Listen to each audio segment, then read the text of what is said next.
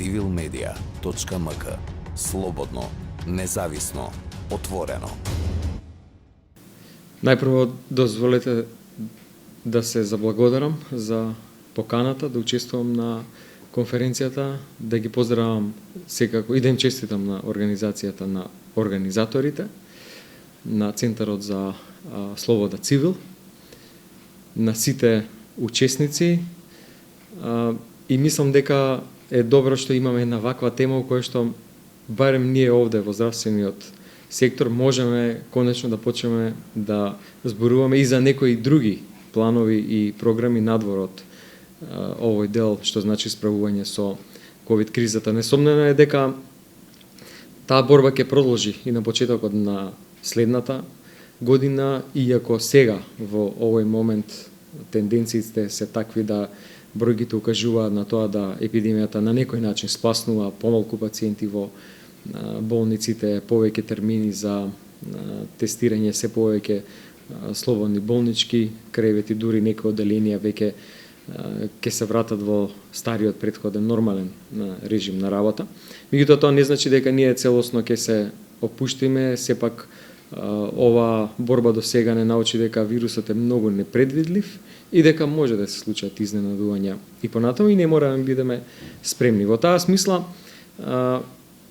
почнавме со зајакнување на во рамките на здравствениот систем во еден дел кој што значи справување со пациенти со COVID-19, меѓутоа еден многу специфичен дел заради тоа што овој тип на пациенти практично бараат интензивно лекување.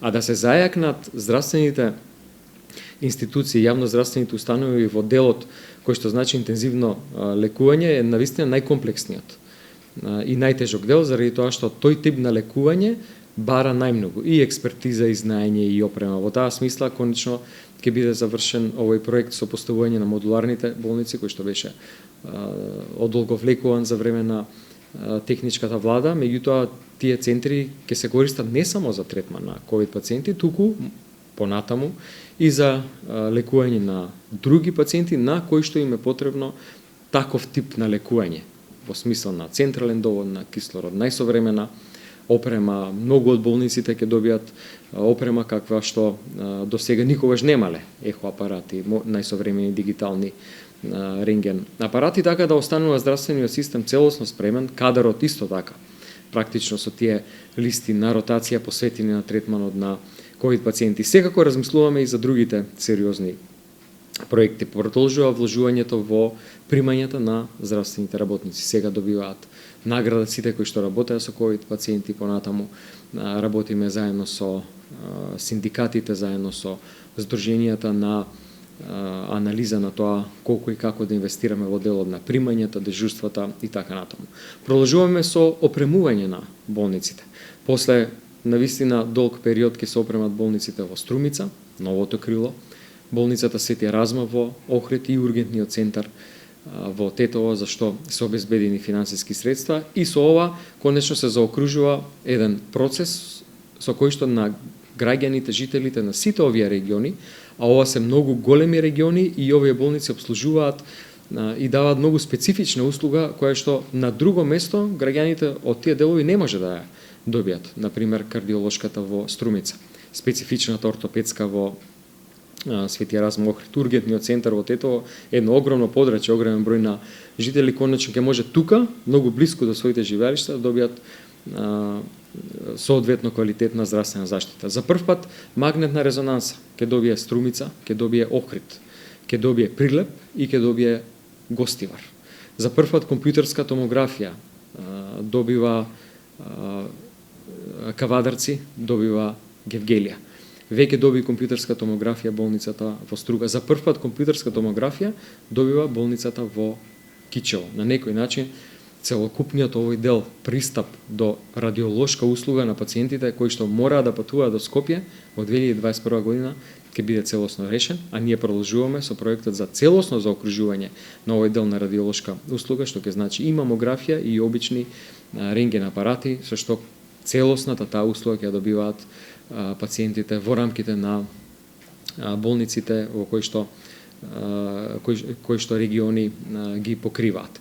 Продолжуваме со рационализација на институциите, со фузијата на општите болници со здравствените домови таму каде што е тоа можно и потребно, заради тоа што фузијата на здравствен дом со болница се покажа како еден многу практичен модел. Се искористуваат целосно ресурсите, се искористуваат капацитетите и технички и возила и така натаму, и сето тоа на пациентите им ја улеснува пред се услугата итна медицинска помош. И очекуваме да стигнат од помошта договорот со Кина. 60 возила за итна медицинска помош. Тој проект од 2020 заради кризата се одложи за 2021 година. Конечно ќе се стави крај на тој хроничен со години наназад проблем со недостаток на болнички возила. Понатаму го решаваме проблемот на приватните специјализанти, младите доктори. Онака како што почнавме пред 2 години, им овозможивме платен стаж на сите кои што завршуваат медицински факултет. Стаж во кој што можат да научат од своите постари колеги, меѓутоа во исто време да бидат соодветно платени со цел иднината да пара да гледат во нашата земја. Сега правиме план за дефинитивно и вработување на неопределено на сите приватни специјализанти. Да не ги решаваме и да не ги бараат работите парцијално, како осигурување, дежурства и така натаму. Да знаат дека државата се грижи за нив и дека за секој ќе му биде обезбедено работно место таму каде што живее, таму каде што сака да работи и да се развива.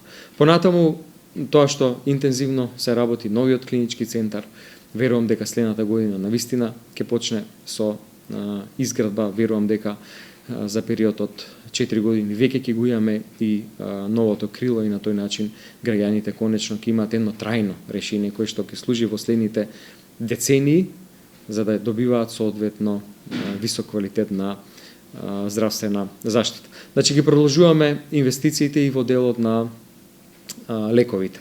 После дефинитивно прочистување на системот и обезбедување на оригинални лекови со сертификати такви како што се бараат во сите европски земји, ние воведуваме нови инсулини, нови типови инсулини, орални инсулини, не мора да се боцкаат повеќе една група на пациенти, ќе примаат најсовремени лекови како што има во најразвиените на европски земји. Вакциналниот календар е еден од најмодерните во нашиот регион. Значајно се намалени инфекциите од рота вирусот после воведувањето на рота вакцината, пнеумококната вакцина, исто така и ретките болести. Скоро е дуплиран буџетот во однос на тоа што беше во 2017 година. Нема пациент за кој што не е обезбеден лек, а ние со тоа ќе продолжиме и понатаму, веќе се отвараат и нови можности за некакви други генски терапии. Продолжуваме со отворената политика. Сите процеси политики ги водиме инклузивно. Вклучени се сите чинители на кои што се однесуваат овие политики, здруженијата на пациенти од сите сфери, од сите специјалности, стручните здруженија на лекари кои што имаат својата експертиза, заради тоа што не веруваме у наметнати политики. Сметаме дека политиките навистина треба да служат, па посебно во оваа чувствителна сфера, како што е здравството, заради тоа што не смееме да оставиме ниту еден пациент без лек. Во делот на медицинскиот канабис, ќе се зголеми листата на диагнози, заради тоа што се повеќе и повеќе има докази дека помака во една сфера, посебно на науката, и дека огромен број на пациенти имаат бенефит, ќе се зголеми бројот на типови на специјалисти кои што може да го припишат медицинскиот канабис за употреба, а ќе отвориме една широка дебата повторно во општеството, секој еден од чинителите да каже свое мислење и да го следиме примерот на многу развиени земји кои што одат во правец на депенализација, декриминализација, за да видиме која е правилната политика за да имаат бенефит и пациентите кои што користат медицински канабис, меѓутоа и сите други чинители да се слушне нивниот глас, да ги видиме проблемите со кои што се соочуваат, заради тоа што тоа е едно поле кое што може да значи огромен развој во делот на економијата во нашата земја, а во делот на даноците и секторот здравство да може да има дополнителен прилив за да воведуваме нови лекови за ретки болести, нови инсулини и така натаму.